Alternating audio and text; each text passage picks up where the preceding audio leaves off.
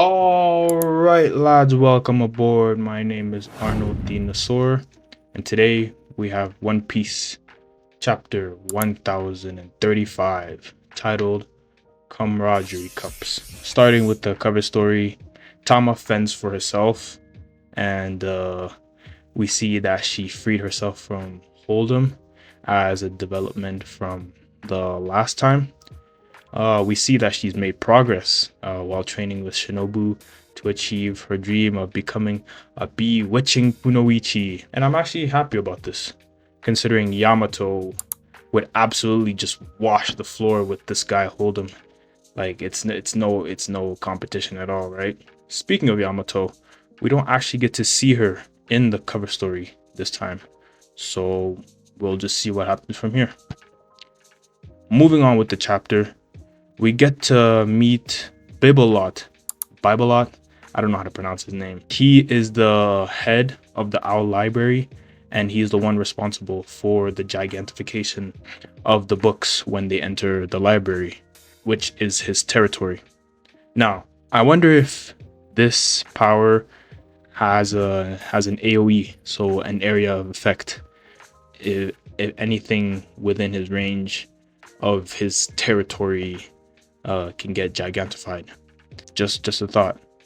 Our walking encyclopedia here, Lilith, informs us that Bibelot, the owl of the library, has the rear fruit, and he became a nurturing owl, being able to grow things with his powers. This brings into question if the owl was fed the fruit and tasked with gigantifying the books of the library, or it just chose to do so on its own accord, because this fruit seems awfully specific and perfectly suited for the Kingdom of Giants.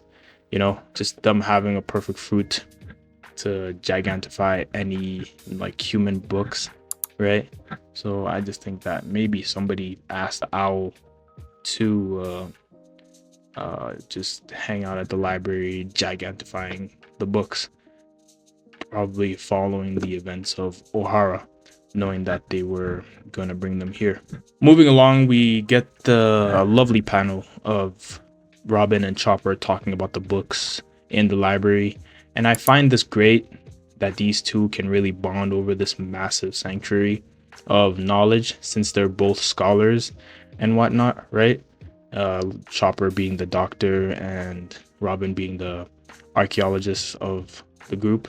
This could also possibly play right into their character storylines, with Robin being able to learn some history that she missed from Ohara as the archaeologist, with Saul being the conduit for that, and Chopper to learn some new medical techniques from the Ohara books that they may have had there. Panning outside, we see Luffy just being an absolute menace and swinging super high and super hard on the giant swings, but then he immediately gets beaten up by Nami along with Usopp, even though he wanted to stop it as well.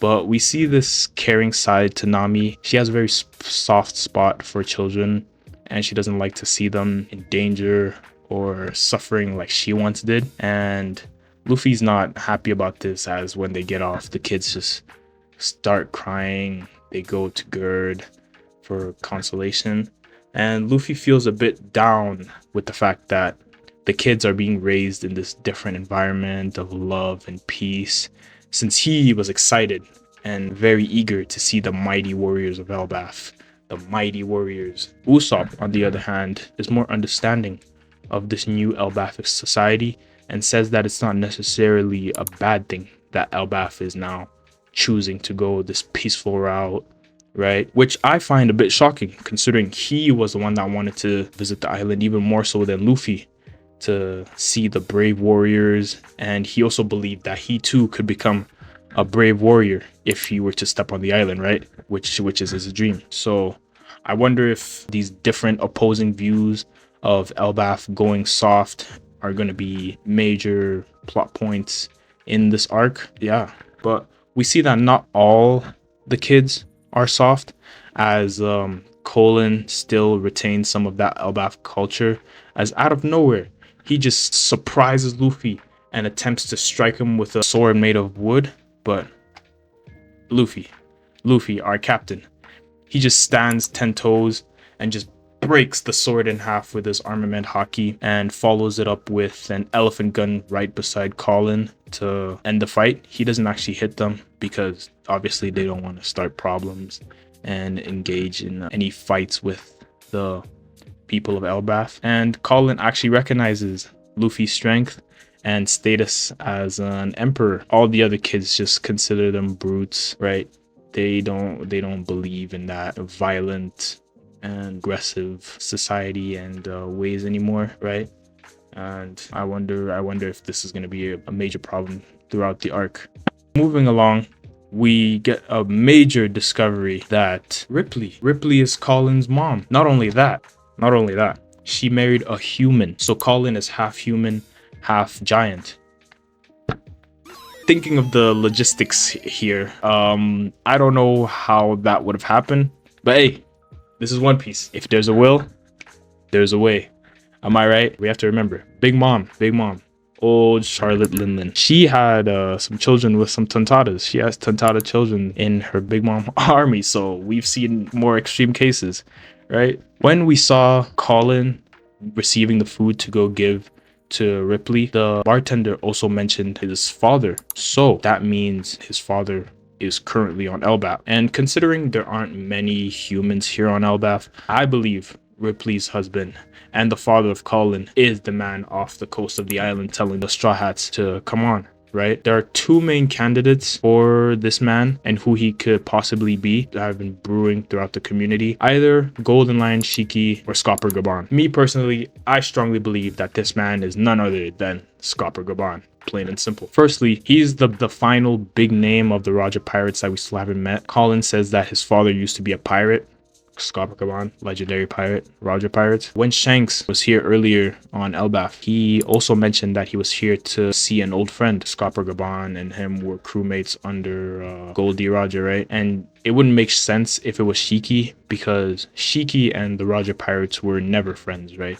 They were deadly enemies. They fought multiple times. I don't think they ever became friends. And I wouldn't expect any other pirates other than a great pirate to be able to accomplish such a feat of bagging Ripley. Come on, I'm calling it. It's Scopper Gaban. These are very, very interesting developments that are happening. Crazy reveals. Moving back, Luffy and the rest to return to the Owl Library to get everybody for the party. But Robin says she wants to stay and talk with Saul some more. Maybe learn some history, read poneglyphs that she may have missed. Chopper also wants to stay to learn about medicine and what O'Hara had to offer. Frankie says that he wants to go investigate the Atom Tree. He might make new upgrades to the Sunny because he used the Atom Tree to build the Thousand Sunny. So being at the place where Atom Tree is, he might potentially use this time to upgrade the Sunny even further. Something interesting happens as Saul informs us that there are many other Atom Trees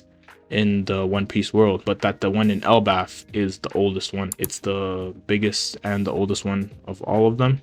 So this makes me wonder if back maybe in the Void Century they had many more Atom Trees planted around. Maybe in the future Frankie and the others, they'll plant more Atom Trees. He might probably take one to Water 7 for the shipwrights for their business, upcharge the price of the ships since they're getting very rare material for their boats. Now, Gerd gives the rest of the Straw Hats, Jinbei, Frankie, Robin, Brooke, their Elbaf attire, and they're looking great. This is kind of funny because she's kind of doing what Rodo was doing, but to a lesser extent. So if you were to crank it up a little higher, she would be kind of doing what Rodo was doing. But here she just thinks they're cute. She just likes making little outfits. Harmless fun. They got their outfits now and they're looking great. Jinbei with the circular design on his belt, Frankie with the horn helmet, and Robin with the cool-looking skirt thing. Now we're transported back to the castle where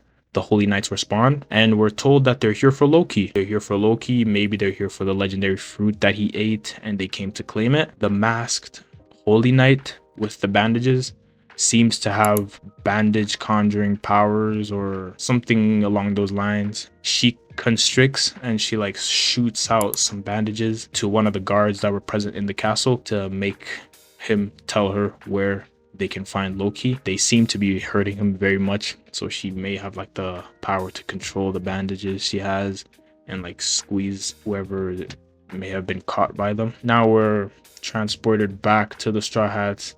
They return to the village. All the giants are partying and the feast is underway, and we see all of the other giants that we've helped so far. This makes me really appreciate how far the Straw Hats have come and all the giants they've helped along the way. Dorian Brogy, Oimo and Kashi, Hajruden, and even Stanson back as Sabaody when he was caught and he was going to be sold off. Everybody is loving the Straw Hats. They've done so many things for so many people and so many things for the giants.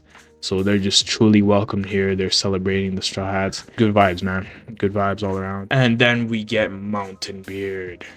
We get the legendary oldest giant, Mountain Beard Jaru. He pulls up and my man has a sword in his head. How did he get it there? How did he get the sword in his head?